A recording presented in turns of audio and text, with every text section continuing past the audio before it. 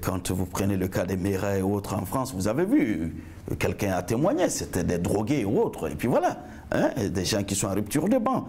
Hein, comme je vous l'ai dit, l'expression islamiste devient une sorte de d'acteur des westerns qui prend les fusils à l'heure, qui s'exhibe, etc.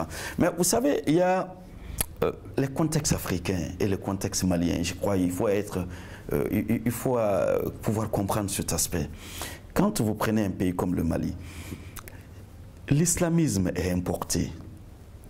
C'est vrai, on dira il y a des tendances confessionnelles plus ou moins radicales, mais c'est juste ceci dans leur pratique. Parce qu'en fait, vous savez, l'islam, c'est 4 grandes écoles. Hein? Abu Hanifa, Shafi, Hanbal, Malik. Alors voilà, donc selon l'appartenance à une de ces écoles, de ces imams, alors donc certains ont des pratiques. C'est cela le Mali. Mais voir que la religion devient un élément de haine et de facteur à pousser à la haine, ça c'est nouveau, c'est importé. La religion comme élément militaro-idéologique, c'est importé. Vous dites importé, c'est importé d'où? Mais c'est importé. Mais écoutez, nous l'avons connu comment? C'est avec la crise libyenne et ses corrélaires. Hein, voilà. Et c'est d'ailleurs le lieu où je demande, je dis tout le temps aux partenaires techniques et financiers, vous avez une obligation d'aider l'État malien. Les États en général, mais l'État malien, parce que c'est une guerre qui n'est pas la nôtre. Aujourd'hui, nous sommes face à une situation. Vous nous dites qu'il faut les droits de l'homme, il faut l'école, il faut les dispensaires, il faut une meilleure justice. Mais quels sont les moyens que vous nous donnez lorsque déjà ces moyens que nous avons sont peu et que maintenant vient cette situation de l'islamisme? Qu'est-ce que nos États ont par rapport au nombre de policiers à augmenter, au nombre de militaires à augmenter, à avoir autant d'armes adaptées, parce que ces gens sont même plus armés que nos États. Alors voilà, donc c'est une nouvelle donne qui n'était pas dans le calcul de développement et de budget de nos États. Alors donc nous la faisons.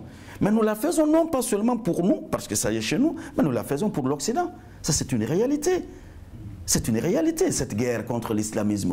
Nous la faisons pour l'Occident. Parce que si demain, cette vague déferle de la Libye pour aller vers de l'autre côté de la Méditerranée, qui sont, eh bien, ma foi, les victimes, c'est l'Occident. Alors donc je crois qu'il faut sortir des prismes, des clichés pour voir la réalité. Et si vous avez vu aujourd'hui que dans nos États, contrairement à certains autres, ceux qui posent ces actes ne sont pas des Maliens. Parce que nous avons une culture de la diversité, du respect du droit à la différence. C'est ce que je dis aux gens. Quand vous allez dans l'histoire épique du Mali et que vous vous rendez compte qu'après la disparition des grands empires, notamment Ghana, avant que le Mali ne soit, ce moment de vide qui s'est produit, il y avait des hommes et des femmes dans cet espace, mais qui étaient dispersés. Mais les oracles leur ont dit, naîtra sur cette terre un grand empire. Et donc chaque génération de ces petits hameaux qui désormais étaient là disparates, a fait des sacrifices pour que ce jour soit, pour que cet empire soit. Et le dernier grand sacrifice qui a coïncidé avec celui qui a fait venir l'islam au Mali, Talafil Maman par Sissi, al-Beyrouth, son petit-fils, il était là parce que les Mandinka dispersaient les hameaux, les propriétaires des hameaux lui avaient donné une femme. En se disant, ils ne savent pas si ce n'est pas cet étranger qui fait le commerce entre nous et le Maroc, si ce n'est pas lui qui serait la source de ce grand empire, parce qu'il n'est pas de notre pays, on ne sait pas. Alors, cette femme qu'ils lui ont donnée, qui est l'homonyme de la petite Sassouma Berete, Sansouma. Alors, quand Talafil Maman par Sissi al-Barout a pris cette femme-là, et qui s'est installé, les Mandinka de cette époque l'ont adopté. Le sacrifice rituel qui s'est fait sur les berges du fleuve Djoliba, dans ce village actuel de Badougou. Mais vous savez, quand ceux-là des religions traditionnelles ont fait leur sacrifice de veaux, de fétiches, etc. pour les esprits, ce petit-fils de Talafil Bilal al-Parsisi était là, il a récité la Fatiha. Il a récité la Fatiha et les Mandinka qui n'étaient pas d'abord musulmans lui ont donné leur fille qui n'était pas convertie d'abord. Pourtant, il était musulman. Et c'est comme ça que le Mandé sait.